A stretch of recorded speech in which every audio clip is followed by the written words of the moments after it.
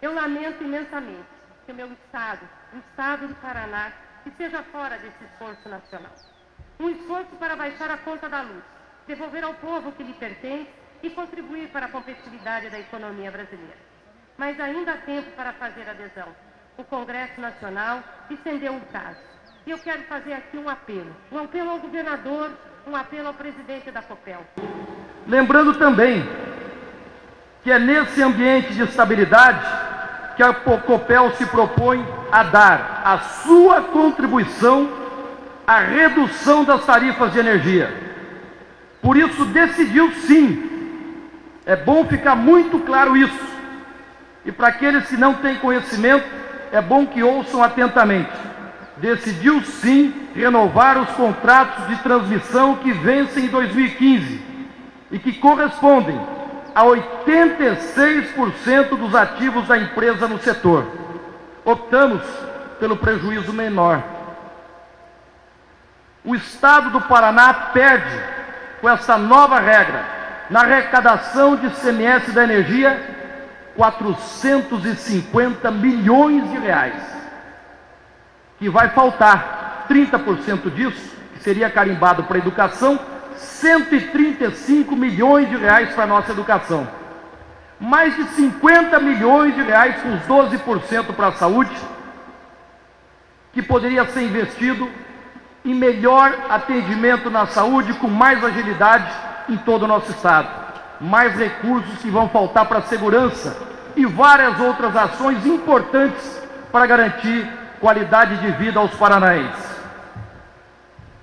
E a Copel também terá prejuízos de cerca de 200 milhões de reais, porque arrecada hoje, com as linhas de transmissão, mais de 300 milhões de reais.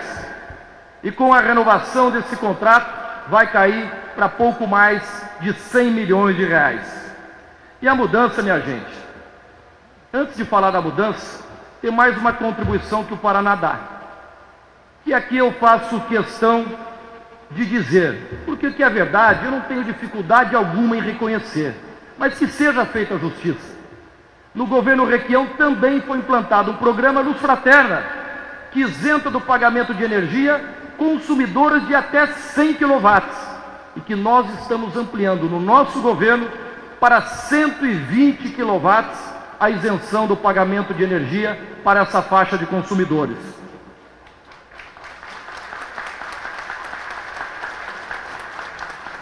Mas o que nos preocupa também é que a mudança vem no momento em que os nossos reservatórios estão em seus níveis mais baixos desde 2001, obrigando o governo federal a apelar para as termoelétricas, caras e poluentes, a fim de compensar a falta de chuvas.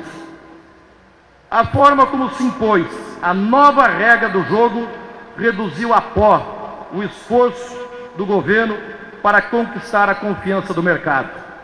Todos nós, não há dúvida alguma, queremos sim baixar o custo da energia, reduzir o preço da luz, claro que queremos, mas não ao custo de inviabilizar os investimentos no sistema. O Estado e a Copel darão a sua cota de sacrifício, como está dando, mas sempre resguardando os interesses paranaenses. Disso eu jamais abrirei mão.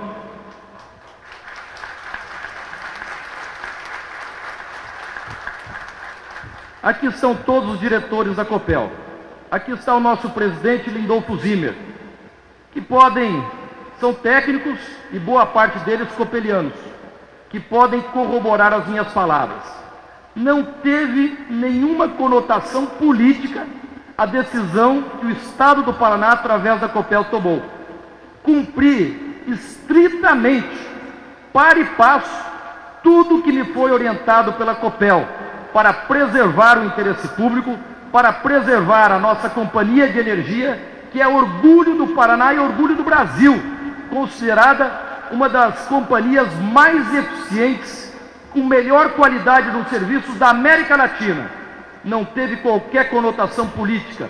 Eu jamais deixei que a demagogia, que o populismo pudesse sobrepor aos interesses do meu Estado e aos interesses da minha gente, sempre preservando o desenvolvimento econômico do Estado do Paraná. Por essas razões, meus amigos e minhas amigas, nós não podemos de forma alguma tolerar que uma questão de caráter estratégico para o Estado e para o Brasil seja contaminada pelo viés político, que alguns tentaram, de todas as formas, com todo esforço, colar nesse debate. Vi as declarações de jornais de credibilidade, de circulação nacional, e venho aqui, não iria fazer, mas acho que, em função do que foi dito, é importante esclarecer.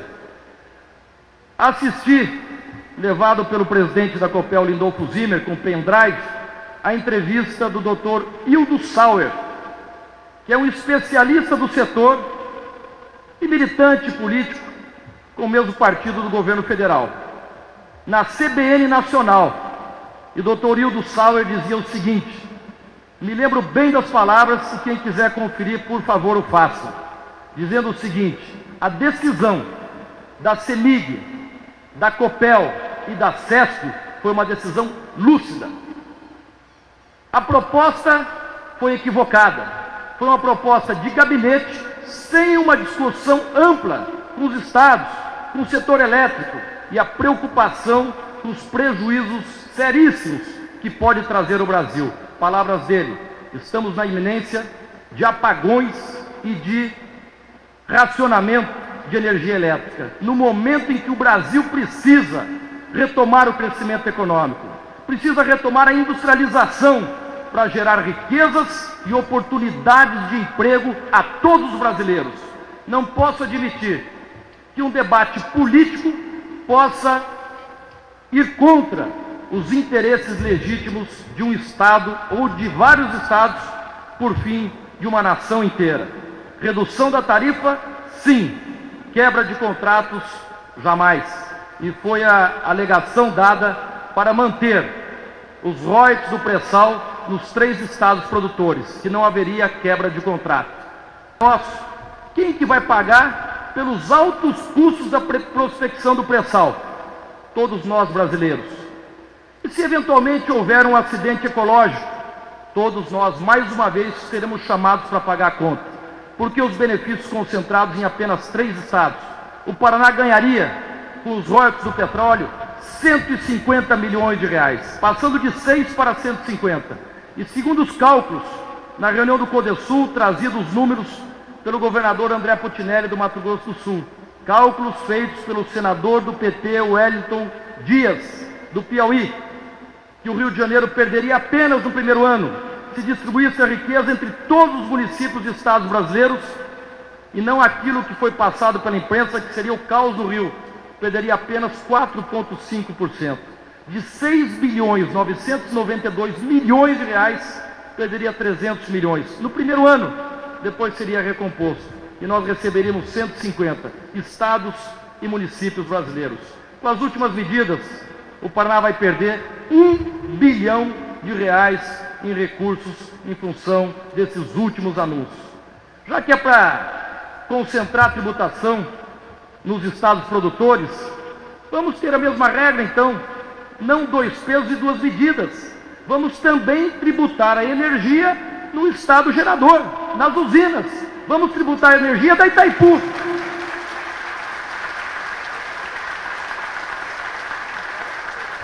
Não aceitamos 2 pesos e 2 medidas.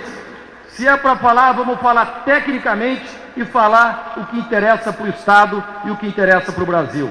Agradeço a presença de todos, agradeço a atenção com que me ouviram, que Deus nos abençoe e proteja sempre na nobre missão de fazer o melhor pelo nosso querido Paraná. Muito obrigado.